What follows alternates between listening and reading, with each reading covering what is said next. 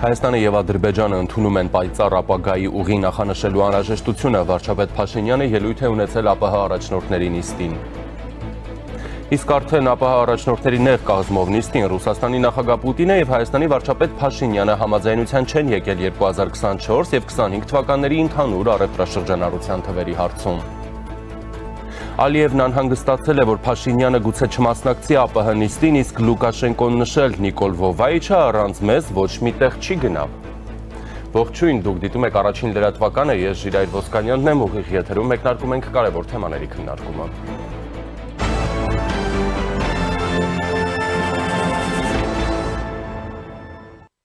Վարչապետ Նիկոլ Փաշինյանն աշխատանքային երկօրյա այցով Տաջիկստանում է, նա Դուշանբեում մասնակցել է ԱՊՀ պետությունների ղեկավարների խորհրդի հերթական նիստին։ Վարչապետի գլխավորած պատվիրակության կազմում են փոխվարչապետ Մհեր Գրիգորյանը, արտգործնախարար Արարատ Միրզոյանը, փոխարտգործնախարար Մնացական Սաֆարյանը, Տաջիկստանում Հայաստանի դեսպան Արմեն Ղևոնդյանը, անկախ պետությունների համագործակցության կանոնադրական եւ այլ մարմիններում Հայաստանի մշտական եւ լիազոր ներկայացուցիչ Ռազմիկ Խումարյանը եւ այլք։ Դուշանբեում են նաեւ Ռուսաստանի, Ադրբեջանի ղեկավարները։ Հայաստանի վարչապետ Փաշինյանը, Բելարուսի նախագահ Լուկաշենկոն, Ադրբեջանի նախագահ Ալիևը եւ Տաջիկստանի նախագահ Ռահմոնը ԱՊՀ գագաթաժողովից առաջ կարճ զրույց են ունեցել։ Ալեքսանդր Լուկաշենկոն, դիմելով Ալիևին, որը նստած էր Փաշինյանի կողքին, ասել է. «Իսկ դուք, պարոն Ալիև, ասում էիք Փաշինյանը չի գալու, երեք անհանգստանում էիք, ասում էի, չէ, որ Նիկոլ Վովայիչը առանց մեզ ոչ մի տեղ չի գնա»։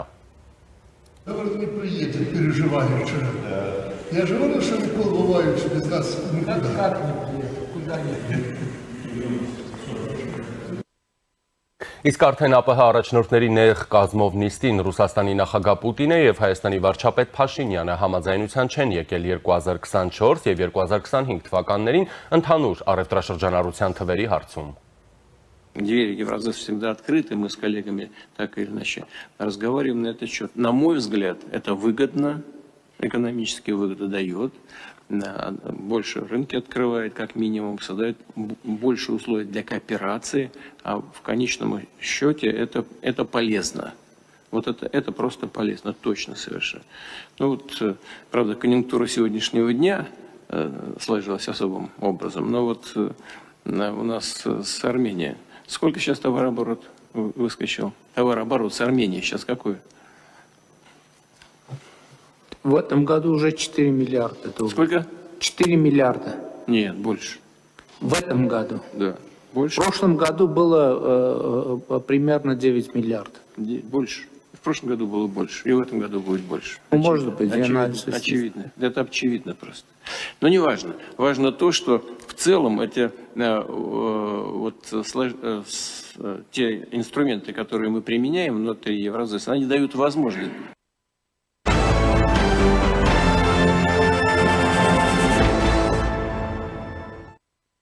Վարչապետ Նիկոլ Փաշինյանը նախորդին էլ Բրյուսելում էր, մասնակցում էր համաշխարհային դարպասներ երկրորդ համաժողովին, որին ներկա են եղել նաև 1 տասնյակից ավելի երկրների նախագահներ ու վարչապետներ։ Վարչապետ Փաշինյանն իր ելույթում մասնավորապես նշել է Հայաստանի Ադրբեջանի միջև խաղաղության հաստատման եւ Հայաստան-Թուրքիա հարաբերությունների կարգավորման դրական առաջընթացի մասին։ Մեր խաղաղության խաչմերուկի գաղափարը իրականություն է դառնում, ունենալով ողջ ներուժը ոչ միայն հարավային Կովկասում, այլև շատ ավելի ընդգրկուն աշխարհագրությամբ ամբողջ դինամիկան փոխելու համար, հավելել է նա։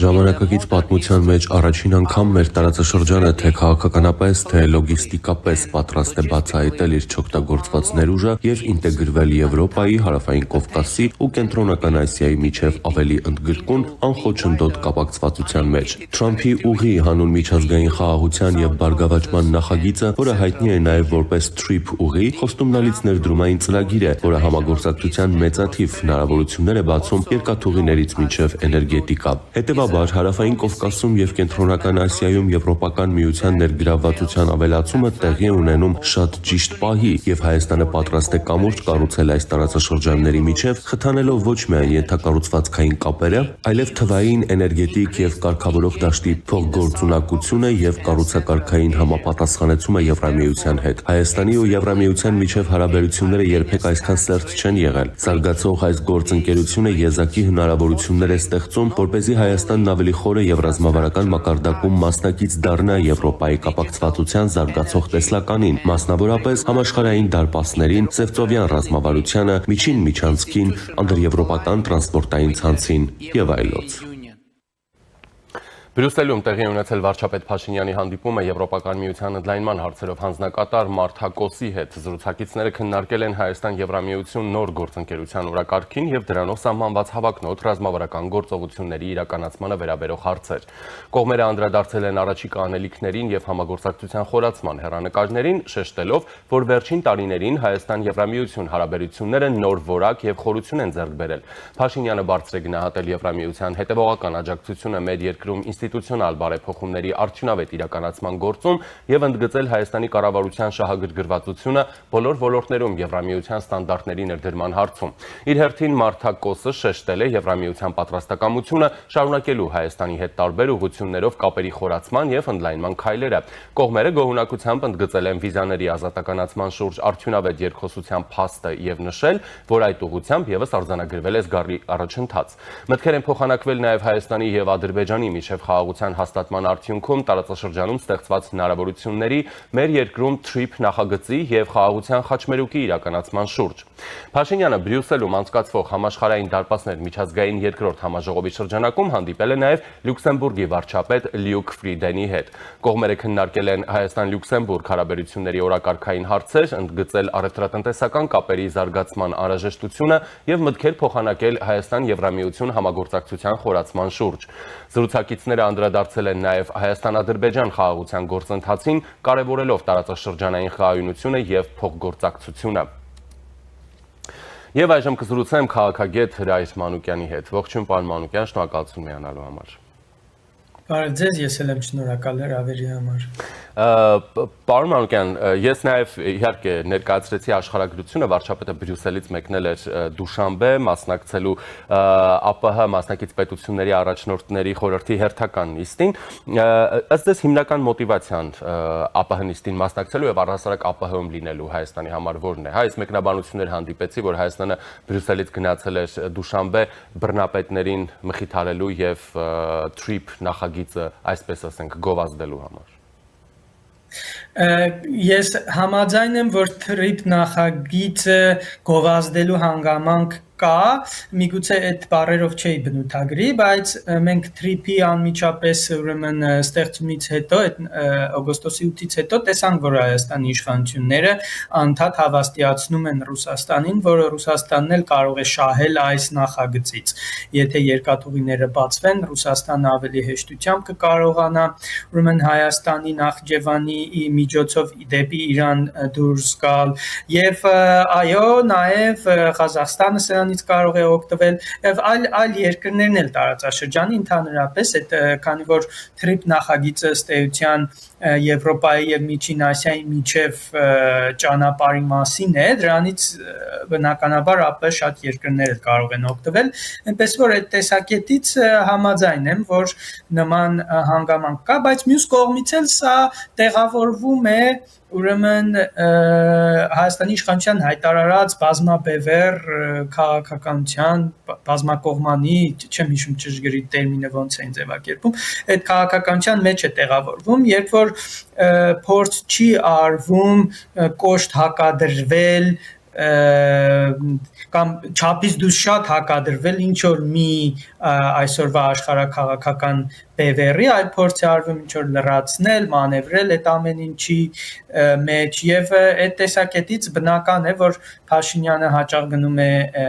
եվրոպական երկրներ, մյուս կողմից էլ գնում է ավտորիտար երկրների հետ, դիկտատորների հետ հանդիպմանը, որտեղ Հայաստանը խոցելի է, չի կարող իրան շատ մեծ ազատություն թույլ տալ արհամարել այդ դիկտատորներին։ Բայց այդ չի նշանակում, թե Հայաստանի ընդունած երկարաժամկետ քաղաքականություն ավելի սերտ հարաբերություն հաստատել Միացյալ Նահանգների եւ Եվրամիության հետ դա գոյություն չունի։ Ես շատ հստակ տեսնում եմ, որ այդ ուղղությամբ գնում է, միգուցե ավելի դանդաղ, ավելի զգուշավոր, քան կարելի է, բայց այդ տեսակետից ես համարում եմ, որ ինչ որ նշանակալի բան չի լինում, երբ որ ուրեմն վարչապետը գնում է ԱՊ երկրների հետ հանդիպմանը եւ երրորդ հանգամանքն էլ կա, մի քիչ երկար ստացվեց, բնականաբար ես կարծում եմ Փաշինյանը մտածում է, որ ուրեմն ցանկացած առիթ, որը կարող է օգտագործվել եւ Ադրբեջանի նախագահի հետ հանդիպել ավելի շատ հարցեր քննարկել կամ ընդամենը տպավորություններով կիսվել վերջին ամիսների գործընթացների հետ կապված պետք է օգտագործել եւ ես կարծում եմ, որ այս հանգամանքն էլ կա, որ Փաշինյանը գնացել է Դուշանբե։ Հայաստանի իշխանություններն էլ եւս պնդում են, որ նախորդած ռեժիմների քաղաքականությունը եղել է երկիրը արտաքին քաղաքական ինքնուրույնությունից եւ ինստիտուցիոնալ զարգացումից զրկելը, հաշվի առնելով նաեւ այն շրջանակում հետ Հայաստանը 2018-ից առաջ հարաբերվել է եւ ինչ տեսակ եւ ինչ բովանդակությամբ ու որակական հարաբերություններ է ունեցել։ Հետեւաբար մենք կարող ենք, չէ, հետեւություն անել, որ ԱՊՀ-ն, ԵԱՏՄ-ն եւ օրինակ նույն ՀԱՊԿ-ը Հայաստանի համար ոչ մի ռազմավարական հեռանկար չեն խոստանում, դրանք ոչ թե զարգացման, այլ ավելի շուտ կախվածություն առաջացնելու համակարգեր են։ Այո, կարող ենք ասել այդ մասին, բայց դրանից հեռանալը զգուշություն է որոշակի ենթադրում։ Տեսեք, այդ հանգամանքը, որ ավելի երկարաժամկետ կտրվածքով նայենք, 20 թվականի այդ նոյեմբերի 9-ի փաստաթղթով ինչ որ բան էր նախատեսված, որ ռուսները ինչ որ դեր են ունենալու Հայաստանի հարավի այդ ճանապարհի բացման գործում։ Եվ ամբողջությամբ դա չեղարկվեց, չէ, ընդ որում չեղարկվեց ոչ թե որ ռուսները ընդհանրապես ոչ մի դեր չեն ունենալու, այլ ռուսների տեղը փոխարինվեց Ամերիկան։ Ռուսաստանի, ուրեմն իրենց թիվ 1 թշնամին համենայն դեպս իրենք այդպես են համարում, որ իրենք Ամերիկայի դեմ են կռիվ տալիս, նույնիսկ Եվրոպայում իրենց կռիվը երբեմն ներկայացնում են որպես Միացյալ Նահանգների հեգեմոնիայի դեմ պայքար։ Հիմա տեսեք, սա այնքան կարևոր հանգամանք է, որ հետո սրա ֆոնին ասենք, որ գնա մի բան էլ, ասենք մի երկու հատ շնորհակալություն ասի Պուտինին կամ Գովա նույնիսկ կամ Լուկաշենկոին այդքան բան անցելուց հետո բարևի, հա, սրանք արդեն աննշան հանգամանքներ են, որովհետև կարևոր հիմնական գործը նշանակություն ունեցող բանը էր, որ մենք այն ռիսկի տակ էինք, որ Ռուսաստանը վերահսկողություն հաստատի Հայաստանի հարավի նկատմամբ, այդ ճանապարհների նկատմամբ, իսկ հիմա նման ռիսկ ընդհանրապես չկա։ Սա ընդամենը օրինակներից մեկն է, բայց մյուս կողմից էլ այո, գործող իշխանությունը զգուշություն է ցուցաբերում, այնուամենայնիվ չի ուզում, ասենք, օրինակ անձնական վիրավորանք հասցնել Պուտինին, որ ռիսկ կա, որ ասենք ծայրահեղ քայլերի Պուտինը կարող է գնալ ընդդեմ Հայաստանի եւ դրանից մենք կարող ենք տուժել։ Այս տեսակետից իհարկե երկարաժամկետ կտրվածքով ես չեմ պատկերացնում Հայաստանը այդ դիկտատորների ակումբում կամ ԱՊՀ-ում, ես կարծում եմ պետք է դուրս գա, ուշ թե շուտ Հայաստանը դուրս է գալու այդտեղից եւ ԵԱՏՄ-ից եւ ԱՊՀ-ից, բայց դա չի նշանակում հարաբերություններ չի ունենալու Ռուսաստանի հետ կամ ԱՊՀ այլ մյուս երկրների հետ։ Եվ մենք ստիպված ենք հարաբերություններ ունենալու աշխարհի ամենադիկտատորական երկրներից մեկի Ադրբեջանի հետ, չէ։ Այսինքն այդ հանգամանքը, որ մենք ստիպված ենք այդ տիպի երկրների ավտորիտար երկրների եւ Հայաստանին ինչ որ առումով շատ տեղերում վնասող եւ վնասած երկրների հետ հարաբերություններ ունենալ, այդ հանգամանքը կա եւ միգուցե այս պահին ճիշտ է շատ չշտապել ԱՊՀ-ից եւ ԵԱՏՄ-ից դուրս գալու արդյունք, չգիտեմ, ինձ թվում է մի քիչ ավելի շատ է պետք շտապել, բայց հիմա իշխանությունների հաշվարկը մի փոքր այլ է։ Բայց խոսքը նաև պարոն Մանուկյան, հենց դրա մասին է, չէ՞, դուք հիշեցիք Ադրբեջանի նավթային ավտորիտար ռեժիմ, որի հետ Հայաստանը պիտի հարաբերվի, գրեթե նույնական մասշտաբների կամ ծավալների տարբերությամբ ռուսական կամ ռուսաստանյան կամ կրեմլյան ռեժիմը, որի հետ եւս Հայաստանը պետք է հարաբերվի, բայց օրինակ եթե նայում ենք հետխորհրդային տարածքի նախկին օրինակ հետխորհրդային տարածքի երկրներից, այսինքն երկրներ, որոնք ընտրել են ժողովրդավարական զարգացման ուղին, նրանք ԱՊՀ անդամներ չեն, ու նաև որևէ երկիր, որը ընտրել է ազատության, օրենքի եւ ժողովրդավարական ինստիտուտների գերակայության ուղիով շարժվելու ԵԱՏՄ եւ ՀԱՊԿ անդամներ չեն եւ հետեւաբար Հայաստանի առանձնահատկությունը, արժեքը կամ առավելությունը այդ ավտորիտարիզմի մեջ հենց ժողովրդավարությունն է, որը չի կարող զարգանալ այս ակումբում։ Հա, առանձին հարաբերվելու տրամաբանությամբ պարզ է, որ եվրոպական երկրներն էլ են հարաբերվում ավտորիտար երկրների հետ, բայց այս ակումբի մեջ մենք չկա մեզ նման, այսինքն մերպես Հայաստանի, այսպես ասենք, այն զարգացման ուղին, որը ցանկանում է Հայաստանը, ոչ մի երկիր չի կիսում այդ ճանապարհը։ Համաձայն եմ, բայց Հայաստանը հենց դրանով է առանձնահատուկ երկիր, որ լինելով այդպիսի ավտորիտար երկրներով շրջափակված տարածքում եւ չունենալով այնքան սերտ հարաբերություններ Եվրամիության երկրների հետ, ինչքան որ ուներ օրինակ Վրաստանը, Ուկրաինան կամ Մոլդովան, կարողացել է դառնալ դեմոկրատական երկիր 2018 թվականներին եւ ինքնուրույնաբար ներսից ուրեմն ներքևից վերև դեմոկրատանալով հիմա էլ փորձում է ուրեմն մանևրել այդ դաշտում։ Ուզում եմ ասել, այնպես չի թե եթե աշխարհում ոչ մի երկիր ուրեմն որը որ դեմոկրատացել է մեր չափ ռուսական ազդեցության տակ չի եղել, դա չի նշանակում, թե մենք ընդհանրապես կձախողենք համենայնպես կարճաժամկետում ինչ որ հարաբերություններ կառուցելու տեսակետից Ռուսաստանի եւ այդ ավտորիտար երկրների հետ, այսինքն միտքս այն է, որ երկարաժամկետում, այո, ճիշտ եք ասում, Հայաստանը անելիք չունի այդ ֆորմատի երկրների հետ, այդ հարթություններում ԱՊՀ, ԵԱՏՄ, ՀԱՊԿ եւ այլն։ Բայց քանի որ ստիպված է հարաբերվել համենայն դեպս այս պահին եւ փորձում է մանևրել զգուշություն ցուցաբերել, քանի որ բավական ռիսկային վիճակում է կախված ուրեմն Ադրբեջանի հետ հարաբերությունների ուրեմն լարվածությունից, ստիպված է ինչ որ չափով լինելով դեմոկրատական այդ երկրների հետ շփվել, այդ հարթություններում ինչ որ բաներ փորձել անել, բայց երկարաժամկետում իհարկե Հայաստանը այդտեղ անելիք չունի։ Պարոն Մանուկյան, իսկ առհասարակ Լուկաշենկոյի դիտարկումները մեկնաբանության արժանի են։ Ես կարծում եմ, որ սա շատ ավելի անձնական բնույթի բան է, Լուկաշենկոն էլ ավելի երկրներին ու ղեկավարներին ընկալում է իր անձնական հարթությունում, ինքը երևի իրեն նույնացնում է Բելարուսի հետ եւ այն ամեն ինչը ինչ որ կատարվում է, ուրեմն շատ անձնական է ներկայացնում եւ նրա ասացի այդ իմաստը երևի այն էր, թե այ մենք փորձում ենք ուրեմն ամեն ինչ անել, որ Հայաստանը մեզանից շատ չհեռանա, չնեղանա եւ այլն նմանատիպ ինչ որ երանգներով բաներ էր ասում, որը չեմ կարծում, թե քաղաքական տեսակետից նշանակություն ունի, ավելի շատ իր անձնական հարթությունում է, որ ինքը անձնապես վիրավորված է զգում կամ ինչ որ մեղքի զգացողություն ունի Հայաստանի նկատմամբ եւ առիթ է օգտագործում մի քիչ սիրաշահելու Փաշինյանին, բայց նաեւ տակից մի քիչ կպնելու էլի, որ այ ես որ ասում էի, ես գիտեմ, որ մեկ է Փաշինյանը մեր տղան է, ուրիշ տեղ չի գնա, մեկ է մեր կլուբից է։ Մոտավորապես այսպիսի մի երանգով բան է, որը կարծում եմ ավելի շատ իր անձնական հոգեվիճակի ուրեմն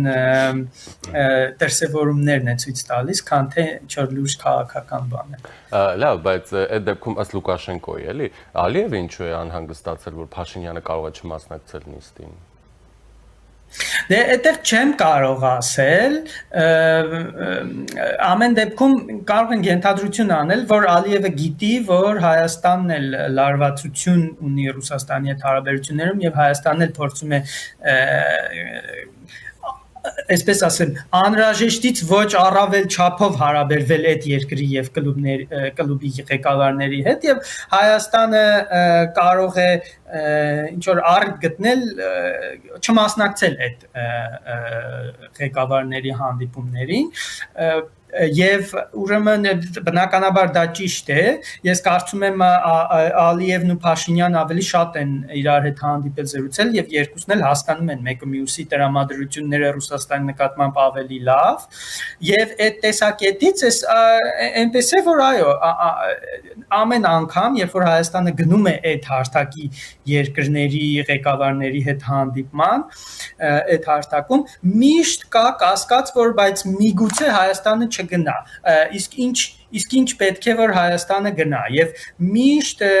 ես իմ տպավորությամբ իշխանությունները ասենք վերջի պահին են որոշում գնալ թե չգնալ եւ ի օգուտ գնալու ուրեմն հանգամանքները շատ քիչ չափով են գերակշռում չգնալու հանգամանքներին դրա համար էլ երևի Ալիևը զգացել է որ միգուցե եւ այս անգամ Փաշինյանը չգա դա արտահայտել է ենթադրում եմ այնտեղ դրանից էլ ուրեմն այդպես է արձագանքել Լուկաշենկոն Շատ լավ, եթե փորձենք, այսպես ասենք, արտաքին Հայաստանի շփումների միջավայրը պրոյեկտել նաև մեր ներքաղաքական, այսպես ասենք, զարգացումների կամ ցանկությունների վրա, ապա հետաքրքիր իրավիճակ է, չէ՞, ստացվում շատ, որ բաժանված է այսպես ասենք երկու մասի, հա, խորհրդարանական ընդդիմության ներկայացուցիչները, նրանց արտախորհրդարանական արբանյակները եւ այլն, պնդում են Հայաստանի ԱՊՀ ԵԱՏՄ հապկ անդամ լինելու այդ Ռուսաստանի հետ հարաբերությունները ավելի խորացնելու, իսկ ինչպես դուք նշեցիք, Հայաստանի առանձնահատկությունը, նույն ժողովրդավարությունը եւ դրա հիմնված երկրի զարգացումը ջատագովող ուժերը դե բնականաբար այս կառույցները լքելու կողմնակիցներ են, հա, եւ հետեւաբար եթե գանք տրամաբանությամբ մեր ներքաղաքական իրավիճակ, ապա հիմնական կռվանը լինելու է աշխարհաքաղաքական ընտրության հարցը սպասվող ընտրություններում։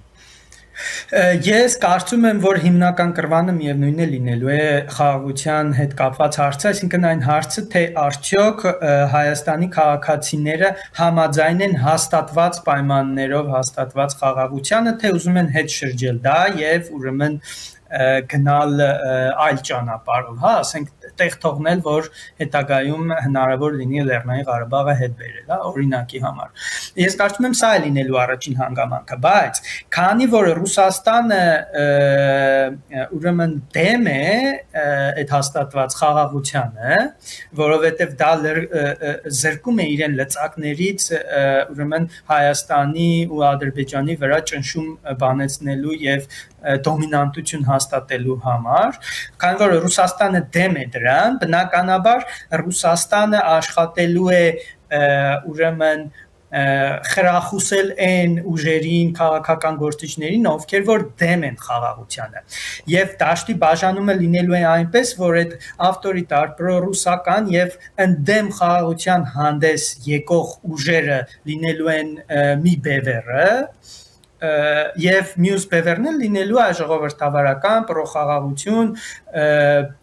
ուժերը եւ գործող իշխանությունը իհարկե լինելու են նաեւ մանր մուներ ուժեր ովքեր որ դեմ են խաղաղության հաստատմանը ոչ թե նրա համար որ դա Ռուսաստանին ձեռնտու է այլ ուղղակի իրենք ազնիվ ուրեմն ազգայնականներ են մտածում են որ Հայաստանը պետք է հետ բերի Արցախը հա այդպիսի ուժեր են լինելու բայց հիմնական կռվանը լինելու է ուրեմն այս երկու բևեռների միջև բայց էլի այս երկու բևեռների մեջ հիմնական գործոնը, որի հիման վրա քաղաքացիները որոշում են կայացնելու, ոչ թե լինելու է պրոռուսականությունն ու պրոարևմտականություն, եվրոպականությունը, այլ այդ պրոռուսական պրոարևմտականությունը ածանցված է լինելու մարդկանց վերաբերմունքից դեպի հաստատված խաղաղությանը։ Այսինքն էլի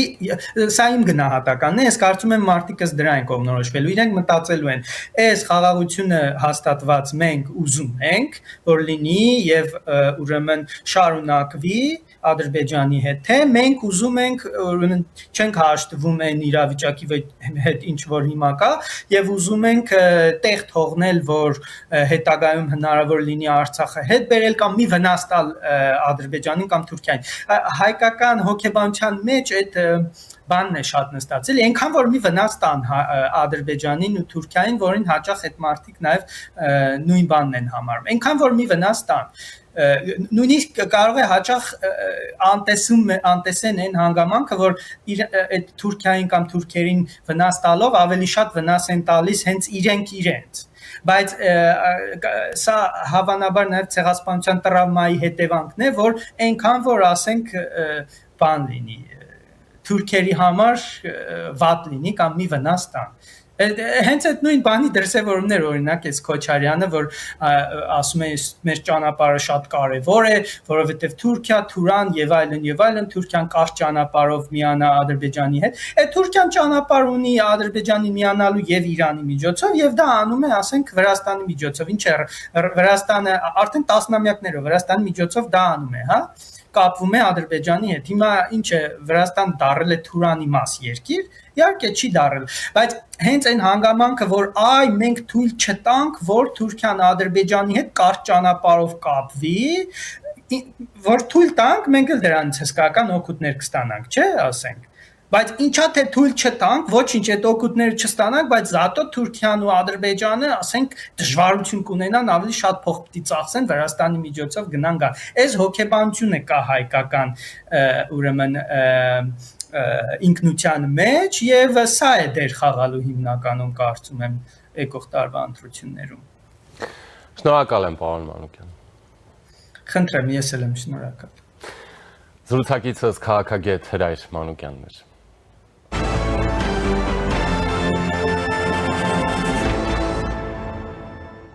Շարունակում ենք։ Վարչապետ Նիկոլ Փաշինյանը ելույթ է ունեցել Դուշանբեում ԱՊՀ մասնակից պետությունների ղեկավարների խորհրդի հերթական նիստին։ Փաշինյանը ելույթը սկսել է երկարամյա հակամարտությունից հետո Հայաստանի եւ Ադրբեջանի միջև հաստատված խաղաղությամբ, նշելով, որ այս գործընթացում հիմնարար փաստաթուղթ է հանդիսացել ԱՊՀ հիմնադիր փաստաթուղթը 1991 թվականի Ալմա-Աթայի հռչակագիրը։ Սույն թվականի օգոստոսի 8-ին Վաշինգտոնում նախագահ Թրամփի նախաձեռնությամբ կայացած խաղաղության գագաթաժողովից հետո նախագահ Ալիևի հետ մենք ընդունեցինք հռչակագիր, որում արձանագրվում է, որ Հայաստանը եւ Ադրբեջանը ընդունում են անցյալի հակամարտությամբ չկանխորոշված միավորված ազգերի կազմակերպության կանոնադրությանը եւ 1991 թվականի Ալմա-Աթայի հռչակագրին համապատասխան պայծառ ապագայի ուղի նախանշելու անհրաժեշտությունը։ В той же декларации мы, лидеры Армении и Азербайджана, в целях содействия миру, стабильности и процветанию в регионе и по соседству подтвердили важность открытия транспортных коммуникаций между двумя странами для внутригосударственных, двусторонних и международных перевозок на основе уважения суверенитета, территориальной целостности и юрисдикции государств. Այդ ջանքերը պետք է ներառեն Ադրբեջանի Հանրապետության հիմնական մասի եւ Նախիջևանի ինքնավար հանրապետության միջև Հայաստանի Հանրապետության տարածքով անխոչնդոտ հաղորդակցությունը Հայաստանի Հանրապետության համար միջազգային ու ներպետական հաղորդակցության փոխադարձ առավելություններով։ Նաեւ արձանագրվել է, որ Հայաստանի Հանրապետությունը աշխատելու է Ամերիկայի Միացյալ Նահանգների ու փոխադարձաբար համաձայնեցված երրորդ կողմերի հետ Հայաստանի Հանրապետության տարածքում Թրամփի ուղի հանուն միջազգային խաղաղության եւ բարգավաճման հաղորդակցության ծրագրի իրականացման շրջանակը սահմանելու նպատակով, ասել է Փաշինյանը։ Проект «Трипрут» предоставляет Армении возможность иметь железнодорожную и иные транспортные коммуникации с государством-участником СНГ Азербайджаном и с другими государствами-участниками СНГ. Это существенное изменение и обстоятельства, которые, несомненно, поспособствуют укреплению экономических связей в рамках СНГ и повышению эффективности организации. Проект «Трипрут» также открывает новые экспортные и импортные возможности для стран СНГ. Վարչապետ Փաշինյանը նշել է, որ Հայաստանը եւ Ադրբեջանը հաստատել են իրենց ըմբռնումը, որ նախկին ԽՍՀՄ խորհրդային սոցիալիստական հանրապետությունների միջև սահմանները դարձել են համապատասխան անկախ պետությունների միջազգային սահմաններին։ Համապատասխանաբար Հայաստանը եւ Ադրբեջանը ճանաչում են ու կհարգեն միմյանց ինքնիշխանությունը, տարածքային ամբողջականությունը, միջազգային սահմանների անձեռնմխելիությունն ու քաղաքական անկախությունը։ Սա նշանակում է, որ երկու երկրներն էլ ճանաչում են, որ Հայաստանի Հանրապետության տարածքը նույնական է հայկական խորհրդային սոցիալիստական հանրապետության տարածքը տարածքին, իսկ Ադրբեջանի Հանրապետության տարածքը Ադրբեջանի խորհրդային սոցիալիստական հանրապետության տարածքին եւ այդ տարածքները ներառող սահմաններն անձեռնմխելի են։ Հայաստանի Հանրապետության եւ Ադրբեջանի Հանրապետության միջև խաղաղության եւ միջպետական հարաբերությունների հաստատման մասին համաձայնագիրը նախաստորագրվել է Սպիտակ տանը երկու երկրների արտգործնախարարների կողմից ԱՄՆ նախագահի, Ադրբեջանի նախագահի եւ իմ մասնակցությամբ, ասել է Փաշինյանը եւ հույս հայտնել, որ մենք մոտ ապագայում կստորագրենք ու կվավերացնենք նաեւ այս համաձայնագիրը։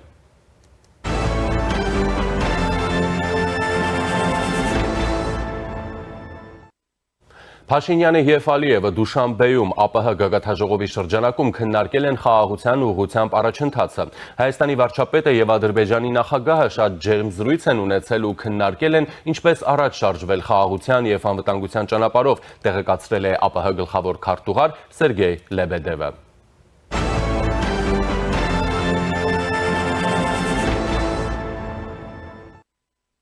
Դուշանբեում հանդիպել են նաև Ադրբեջանի եւ Ռուսաստանի նախագահները, սա առաջին հանդիպումն է 2024 թվականի դեկտեմբերին Դաղստանի օդային տարածքում ադրբեջանական ավիաուղիներ ընկերության ինքնաթիռի խոցումից եւ դրան հաջորդած երկկողմ հարաբերություններում առաջացած լարվածությունից հետո։ Հանդիպման սկզբում Պուտինը Ալիևին առաջարկել է հանդիպումը սկսել Ազալ ավիաընկերության ինքնաթիռի վթարի քննարկմամբ։ Ռուսաստանի առաջնորդը հիշեցրել է, որ ներողություն է խնդրել Ռուսաստանի երկնքում Ազալի ինքնաթիռի հետ կապված ողբերգության համար ու վերահաստատել իր ամենախորը ցավակցությունները ինքնաթիռի վթարի հետևանքով զոհվածների ընտանիքներին։ Պուտինի խոսքով Ռուսաստանը պայմանավորվածությունների համաձայն լիարժեք համագործակցում է ադրբեջանական ինքնաթիռի վթարի հետաքննության գործում եւ նշել է, որ ադրբեջանական ինքնաթիռի ողբերգության օրը Ռուսաստանի օդային սահմանը հատել էին ուկրաինական 3 անօդաչու թռչող սարքեր եւ որ ադրբեջանական ինքնաթիռը կործանվել է ոչ ուղիղ խոցմամբ, այլ հրթիռների բեկորներից, որոնք կապված էին ուկրաինական ԱԹՍ-ների ոչնչացման հետ։ Անկասկած նման ողբերգական դեպքերում ռուսական կողմից կարվի ամեն ինչ փոխհատուցման համար եւ բոլոր պաշտոնյաների գործողությունները իրավական գնահատական կստանան, ասել է Պուտինը։ Ռուսաստանի ղեկավարը նաև նշել է Ալիևի վաստակը պետությունների միջև մարդասիրական կապերի զարգացման գործում եւ ընդգծել, որ Ռուսաստանը անելու է ամեն հնարավորը, որպեսզի Ադրբեջանի հետ հարաբերությունների զարգացման դինամիկան պահպանվի։ Բացի այդ, նա հույս է հայտնել, որ երկու երկրների համագործակցությունը կշարունակվի դաշնակցային ոգով։ Ադրբեջանի նախագահ Իլհամ Ալիևն էլ շնորհակալություն է հայտնել իր ռուս գործընկեր Պուտինին Ազալ ավիաընկերության ինքնաթիռի վթարի շուրջ ստեղծված իրավիճակը անձամբ վերահսկելու համար։ Ալիևը նաև նշել է, որ Ադրբեջանի եւ Ռուսաստանի միջև ապրանքաշրջանառությունը լայն թափ է հավաքում։ Այս տարի հարաբերությունները հաջողությամբ զարգացել են ոչ միայն առևտրատնտեսական հարաբերություններում, այլև մնացած բոլոր ոլորտներում։ Երկկողմ ապրանքաշրջանառության մեջ մեծ դինամիկա կա։ Նմանապես որևէ այլ ոլորտում դանդաղում կամ հետընթաց չի եղել։ Ընդհակառակը մեր կողմից հաստատված ճանապարհային քարտեզները հաջողությամբ իրականացվում են։ Վերջերս էլ գումարվել է նաև ռուս-ադրբեջանական միջկառավարական հանձնաժողովի նիստը, որտեղ համանախագահները մանրամասն քննարկել են հարցերի լայն շրջանակ, ոչ միայն առևտրային ու տնտեսական, ասել է նա։ Ըստ էության, մոտ 1 տարվա խուսանավումներից հետո Վլադիմիր Պուտինը պաշտոնապես խոստովանել է, որ ադրբեջանական Ազալ ավիաընկերության աղետի պատճառ են հանդիսացել Ռուսաստանի զինված ուժերի հակաօդային պաշտպանության ծառայության մարտական հաշվարկի արձակած 2 հրթիռները։ Տեղեկությունը, որ Վլադիմիր Պուտինը փոխանցել է Իլհամ Ալիևին, բնականաբար նա ունեցել է աղետի օրը եւ կարող էր անցյալ տարվա դեկտեմբերի 27-ի հեռախոսազրույցի ընթացքում ներկայացնել եւ համարել, որ միջադեպը փակված է։ Հետաքրքիր է նման բաց հայտարարության համար Պուտինը ինչու է ընտրել հենց Դուշանբեն, որտեղ կայանում է ԱՊՀ երկրների առաջնորդների գագաթաժողովը։ Ռուսաստանի նախագահն Իլհամ Ալիևին իրականությունը ներկայացրել է որպես նրան փաստի հետ համակերպվելու հորդոր, բաց մարտահրավեր, որ Ադրբեջանի նախագահը միևնույն է Ռուսաստանի հետ հարաբերություններում ավելիին չի հասնելու, թե Ալիևին տրվող քաղաքական բոնուս է։ Իհարկե նաև խոսք չի եղել այն մասին, որ Ռուսաստանը պատրաստ է մեղավորներին պատասխանատվության ենթարկել։ Մեր եթերում կարճատև դադար է։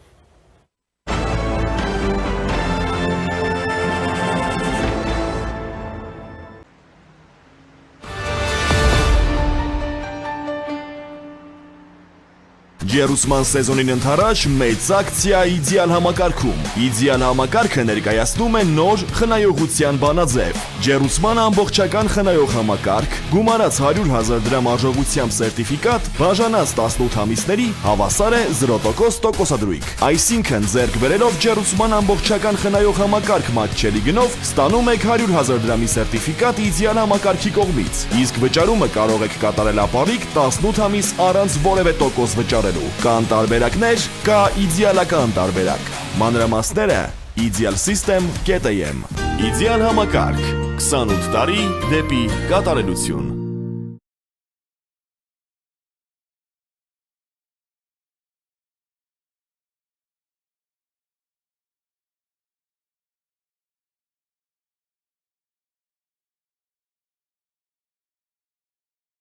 Երեք, երկու, մեկ, գնացինք, աննախադեպ ակցիա իդեալ համակարգում, գնեք 3 քառակուսի մետր սալիկ և ստացեք ևս 2 քառակուսի մետրն ընդամենը 1 դրամով, եվրոպական լավագույն արտադրողների ավելի քան 3000 տեսակի ոճային սալիկներ 1 հարկի տակ աննախադեպ պայմանով, գործում է նաև ապարիկ վաճառք 18 ամիս 0% տոկոսադրույքով, կան տարբերակներ, կա իդեալական տարբերակ, մանրամասները idealsystem.am Իդեալ համակարգ 28 տարի դեպի կատարելություն։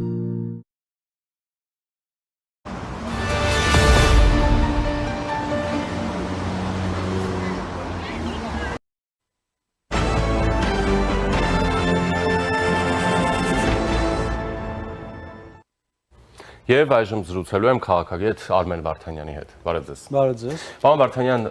վարչապետ Փաշինյանը ելույթ ունեցավ Դուշանբեում ԱՊՀ մասնակից պետությունների խորհրդի հերթական նիստին։ Հանդիպումներ ունեցավ, Ալիևի հետ է հանդիպել, ըստ ԱՊՀ քարտուղարի ջերմ զրույց են ունեցել շատ։ Ալիևը Պուտինի հետ հանդիպեց եւ այլն։ Նախ սկսենք նրանից, թե Հայաստանի,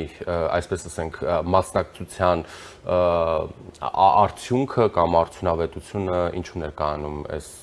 գագաթաժողովին, հա ինչ է տալիս սա Հայաստանին եւ ինչի համար էր այնտեղ Հայաստանը ներկայացել։ Ես հիշեցնեմ, ելույթում վարչապետը խոսում էր հաստատված խաղաղության եւ TRIP-ի մասին, որ այն կկապի ԱՊՀ երկրներին, երկաթուղիներ, չգիտեմ, ճանապարհներ եւ այլն, բոլորդ եկեք համեցեք մեր դուռը։ Մեծ հաշվով իմ կարծիքով այս հանդիպումները Հայաստանին որևէ բան չեն տալիս, հերթական անգամ ներկա գտնվելու եւ պտիչկա ստանալու, այսպես ասեմ, մի միջոցառում է, որը որ Հայաստանի համար բացարձակապես որևէ նշանակություն չունի։ Ես ուզում եմ հիշեցնել, որ ժամանակին Ռուսաստանի առաջին նախագահ Բորիս Ելցինն ասում էր, որ ԱՊՀ-ն ԽՍՀՄ երկրների, այսպես ապահարզանի քաղաքակիրթ մի գործիք է։ Ես դրանից հետո Ռուսաստանի հաջորդ նախագահ Պուտինը համարում էր, որ ԱՊՀ-ն Ռուսաստանի դիրույթում հետխորհրդային երկրներին պահելու մի միջոց է եւ ժամանակի ընթացքում որոշ երկրներ ընդհանրապես այդ ԱՊՀ-ն սկսեցին բոյկոտել, դուրս գալ այդ կառույցից եւ մնացել են մի քանի երկրներ, որոնք պարզապես Ռուսաստանին չնեղանցնելու համար ժամանակ առ ժամանակ հանդիպում են եւ այսպես ասեմ, լայն առումով դա Հայաստանին որևէ ոչինչ չտվող մի կառույց է եւ այդ կառույցի աշխատանքներին Հայաստանին մասնակցությունը մեզ որևէ բան չի տալի, ընդհանրապես մի առիթ է հերթական անգամ հանդիպելու այդ երկրների ղեկավարներին, բայց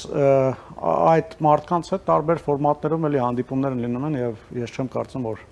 այս ԱՊՀ միջոցառումների մասնակցելը Հայաստանին մեծ հաշվով ինչ որ բան է տալիս։ Դե Լուկաշենկոյի հետ չի լինում հանդիպման առիթ։ Արդեն այո, տեսնում ենք, որ նույնիսկ ԵԱՏՄ միջոցառումների մասնակցելը էլի խնդրահարույց է, շատ հաճախ նույնիսկ Հայաստանն ու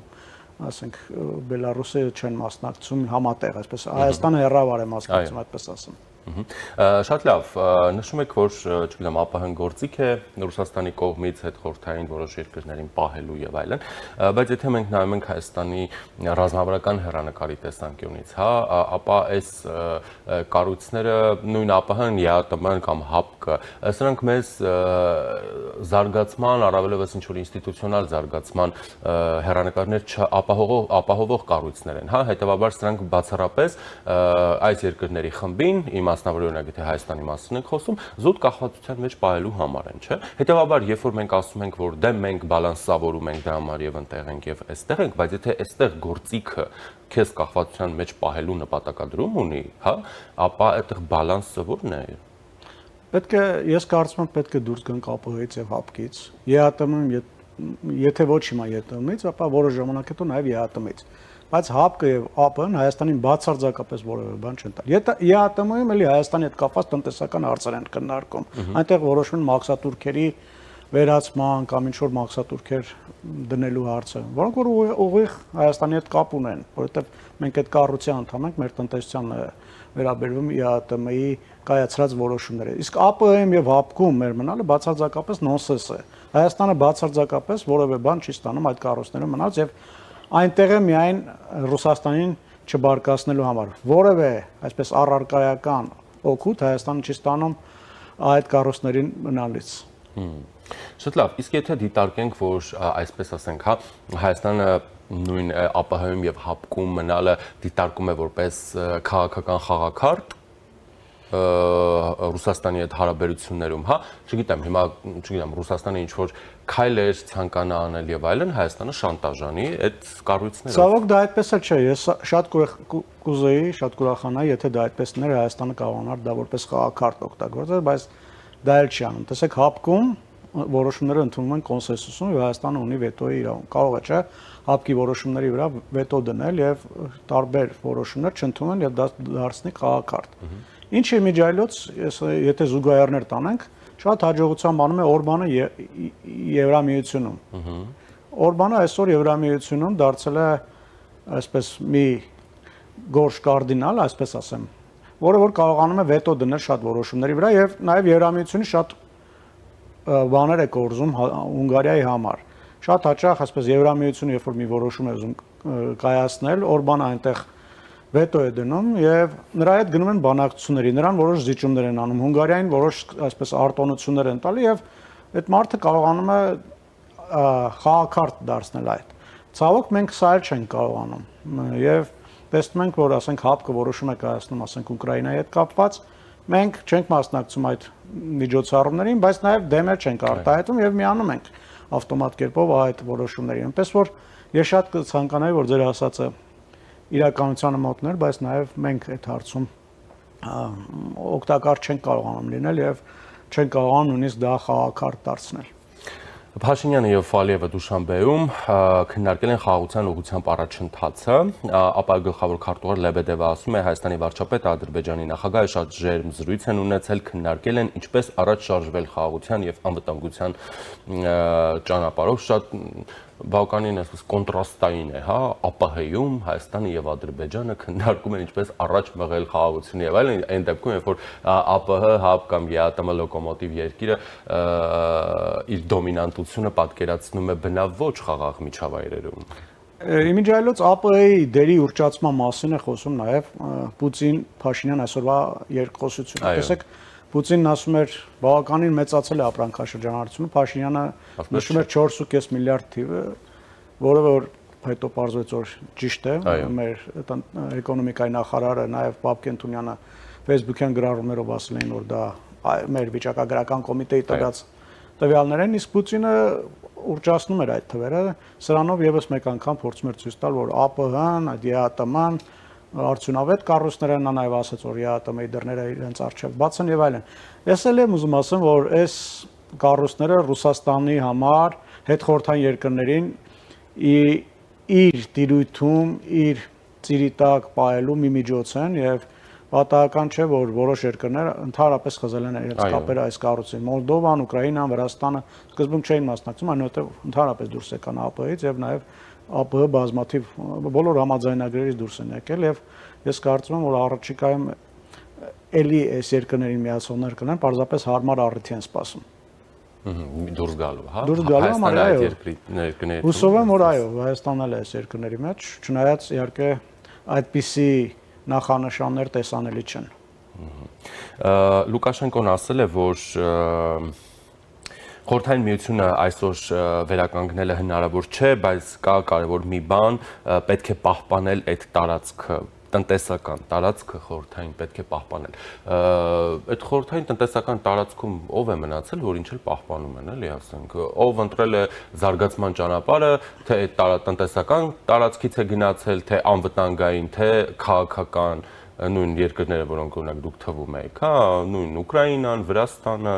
Էստոնիա եւ այլն, բոլոր երկրները գնացել են այդ։ Լուկաշենկոն այն մարդն է, որի շուրթերով հաճախ խոսում է Կրեմլը, կամ նա հաճախ այնպիսի բաներ է ասում, որոնք Կրեմլի քիմքին հաճո են եւ դրանով փորձում է բաներ կորզել իր երկրի համար։ Գիտենք բոլորս գիտենք, որ Պուտինի ամբողջ նպատակն այն է, որ այդ խորհրդային երկրները մնան իրենց Մոսկվայի ազդեցության ներքո եւ չգնան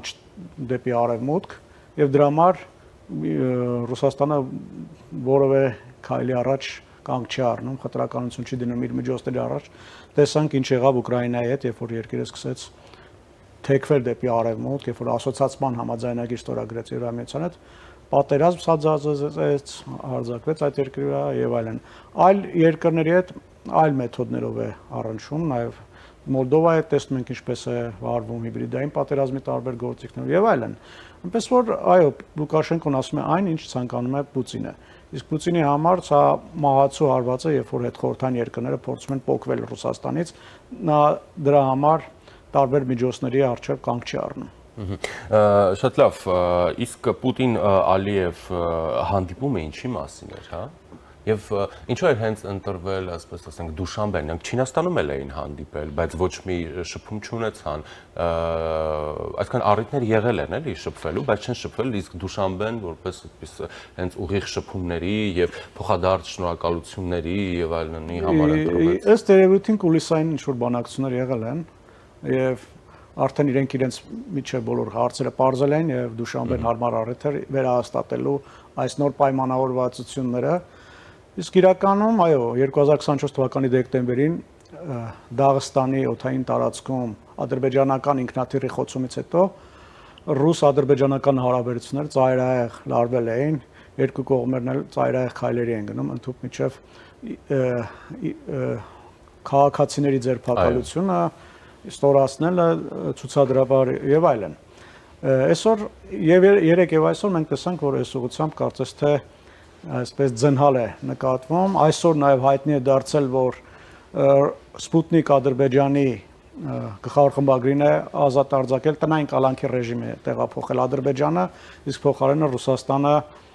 ազատ է արձակել ադրբեջանական ծագումով մի գործչի, որը որ գլխավորում էր Մոսկվայի Սատիրայի թատրոնը։ Այնպես որ այո, այս երկու երկրների ղեկավարները շատ նման են իրար տարբեր հարցերով։ Լինելով բռնապետեր, իրենք տարբեր հարցերում կարողանում են եւ լեզու գտնել եւ համագործակցել, նաեւ ընդդիմանալ միմյանց դեմ թշնամական քայլեր անել եւ սա նաեւ աշխատում է, երևի իրենց էլ է դուր գալի այսպես միմյանց դեմ քայլեր անել, հետո գնալ եւ այսպես ասեմ, բարիշել եւ ցույց տալ, որ իբր որևէ բան չի եղել։ Լավ, այդ բարիշելը ինչ, այսպես ասենք, քաղաքական արժեք, քաղաքական գին ունի, ինչ են ստանում դրանից իրենք։ Դե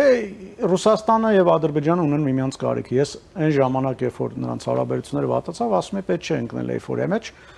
Գիտեք, Հայաստանում ձայներ կային, որ հեսա Ռուսաստանը արձակվելու է Ադրբեջանի վրա։ Ղարաբաղը հետ է բերելու, նույնիսկ ձայներ կային, որ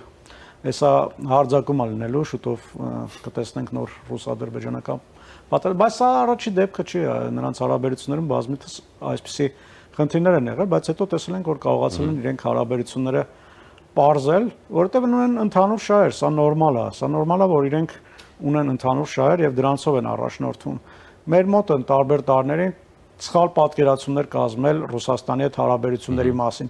Մեզ մոտ կարծում են, որ պետք է բոլոր հարցերում մենք Ռուսաստանի հետ ջերմ լինենք, որևէ հարցում չընդդիմանանք Պուտինին եւ այլն եւ այլն։ Նույնիսկ հիշում եք ինչ մեծ աղմուկ էին բարձրացել Փաշինյանի օդանավական չգնալու հետ կապված։ Տեսնում ենք, որ Ալիևը այսպես շատ հարցերում ընդդիմանում է Պուտինին, նույնիսկ ստորացնում է Ռուսաստանի ղեկավարին։ Ես չեմ խուսափի այդ բառը օգտագործելուց, որովհետև երբ որ Ռուսաստանի քաղաքացիներին այսպես 10-15 հոգու ծեծում են, աշկերի տակը կապտեցնում են եւ դա ցույց են տալիս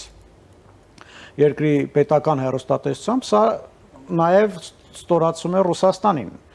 Այնպես չի, որ այդ մարդկանց պատահական են ընտրել։ Նրանք դրանով նաեւ մեսիջներ են հղում։ Եվ ես քանի օրը նաեւ պետք է ասեմ, որ Ադրբեջանում այսպես մեծ էյֆորիա կա, որ տեսեք Ալիևը ինչպես է հարաբերվում Պուտինի հետ, բայց այսպիսի բազմաթիվ այլ ցուցադրական ակտեր ենք տեսել ժամանակին Ռուսաստանի դուրս մղեցին Գաբալայի այդ ռադիոտեղորոշիչ այդ ռադիոլոկացիոն կայանը ձեռքից վերցրեցին ժամանակին ադրբեջանական նավթը գնում էր Բաքու Նովորոսիսկ նավթամուղով գնում էր Ռուսաստան, այնտեղից փոխադրվում էր Եվրոպա այս մի գործիքն էլ ձեռքից վերցրեցին Ռուսաստանի եւ բազմաթիվ այլ այսպես ասեմ դեպքեր են եղել, որ Ադրբեջանը կարողացել է ընդդիմանալ Ռուսաստանի եւ մարսել եւ տեսնում ենք, որ այդքանից հետո 20 թվականի պատերազմին եւ դրանից հետո նաեւ Ռուսաստանը պաշտպանում էր Ադրբեջանի շահերը, ոչ թե Հայաստանի շահերը, իր ավանդական դաշնակցի։ Այսինքն սա ցույց է տալիս, որ Ռուսաստանին պետք է ատամ ցույց տալ, Ռուսաստանի հետ պետք է հարաբերություններում լինել շատ հաճախ նաև կոշտ, որովհետև Պուտինը ուժ է սիրում։ Պուտինը հարգում է այն երկրների ղեկավարներին, որոնք որ իրեն ուժ են ցուցադրում, եւ սա բազմիցս այլ երկրների օրինակներով էլ մենք տեսել ենք։ Միայն այս Հայաստան եւ Ադրբեջան հարաբերությունների մասին չի խոսքը։ Բազմաթիվ հարցերում տեսնում ենք, որ Ռուսաստանը կարողանում է լեզու գտնել այն ղեկավարների հետ, որոնք որ ընդդիմանում են նրան, որոնք որ ատամ են ցույց տալի իրեն։ Մեր ներքաղաքական դաշտի մի ստվար դերակատարներ, օրինակ հենց ջատագովում են նույն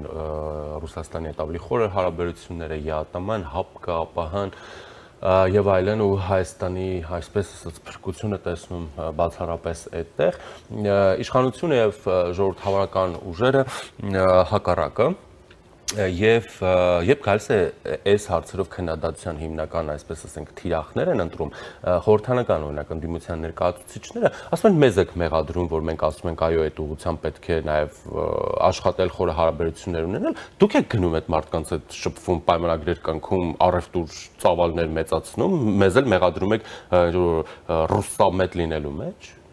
Դե այդ առումով երևի ճիշտ են ասում, որովհետեւ մեր իշխանությունն էլ տարբեր առիթով խոսում է Ռուսաստանի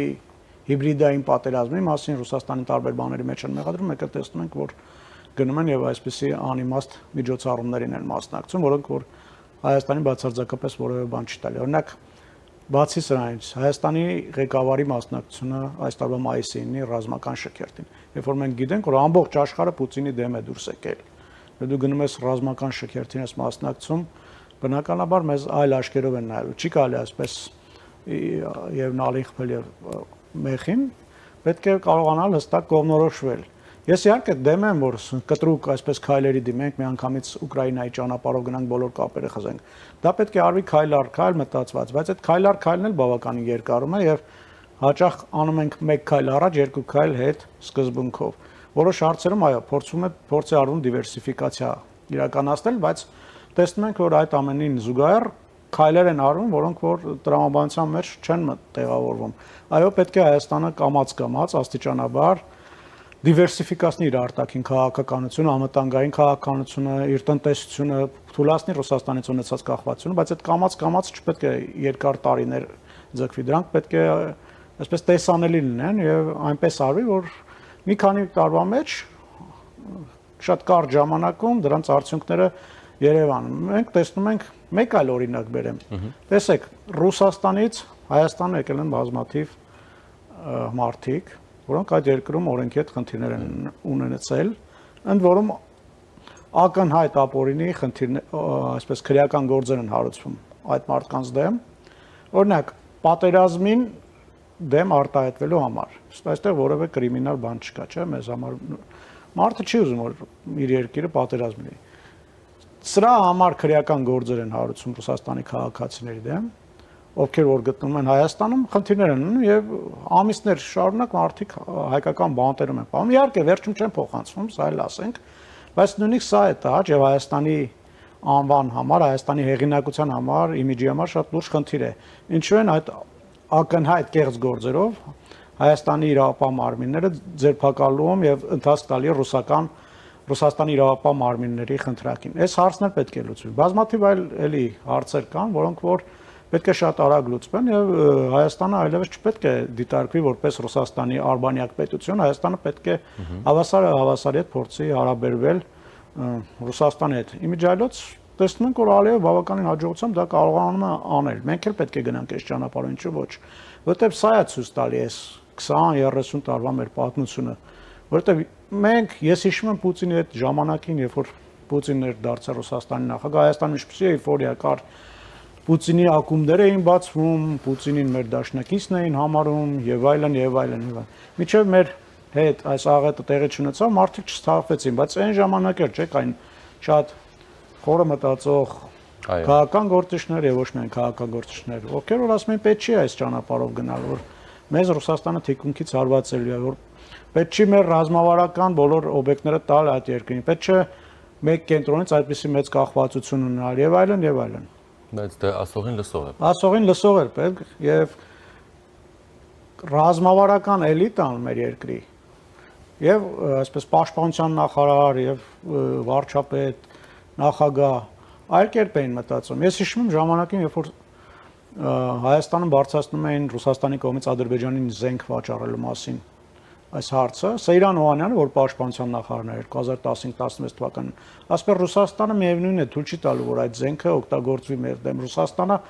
պահպանելու է հավասարակշռությունը եւ այդ հարցը մի բարձրացեք, միևնույն է այդ զենքը մեր դեմ չի օգտագործվելու։ Այսպես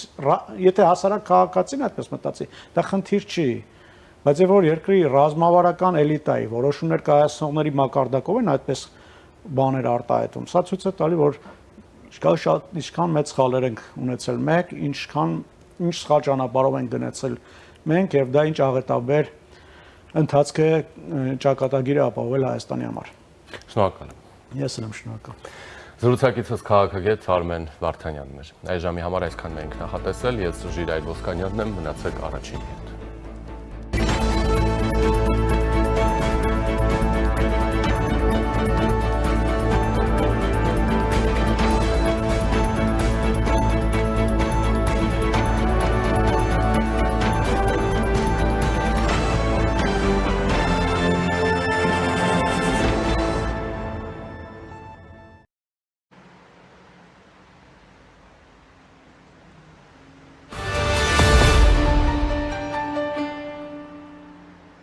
Ջերուսման սեզոնին ընթരാճ մեծ ակցիա իդեալ համակարգում։ Իդեալ համակարգը ներկայացնում է նոր խնայողության բանաձև։ Ջերուսման ամբողջական խնայող համակարգ, գումարած 100,000 դրամ արժողությամբ սերտիֆիկատ, բաժանած 18 ամիսների հավասար է 0% տոկոսադրույք։ Այսինքն ձեռք բերելով Ջերուսման ամբողջական խնայող համակարգ մատչելի գնով ստանում եք 100,000 դրամի սերտիֆիկատ իդեալ համակարգի կողմից։ Իսկ վճարումը կարող եք կատարել ապառիկ 18 ամիս առանց որևէ տոկոս վճարելու։ Կան տարբերակներ, կա իդեալական տարբերակ։ Մանրամասները idealsystem.am։ Իդեալ համակարգ 28 տարի դեպի կատարելություն։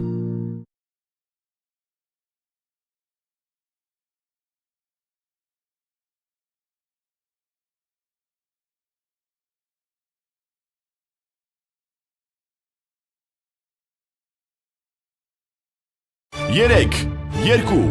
մեկ, գնացինք, աննախադեպ ակցիա իդեալ համակարգում, գնեք 3 քառակուսի մետր սալիկ և ստացեք ևս 2 քառակուսի մետրն ընդամենը 1 դրամով, եվրոպական լավագույն արտադրողների ավելի քան 3000 տեսակի ոճային սալիկներ 1 հարկի տակ աննախադեպ պայմանով, գործում է նաև ապառիկ վաճառք 18 ամիս 0% տոկոսադրույքով, կան տարբերակներ, կա իդեալական տարբերակ, մանրամասները idealsystem.am, իդեալ համակարգ 28 տարի դեպի կատարելություն։